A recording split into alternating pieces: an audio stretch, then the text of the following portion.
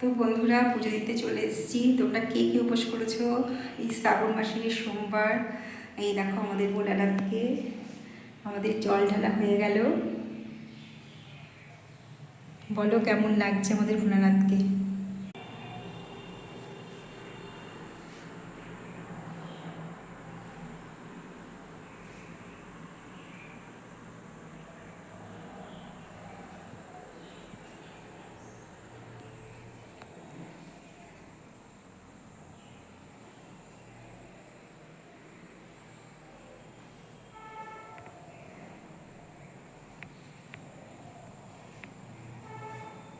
পুরো ভোলানাথকে তোমাদের দেখালাম।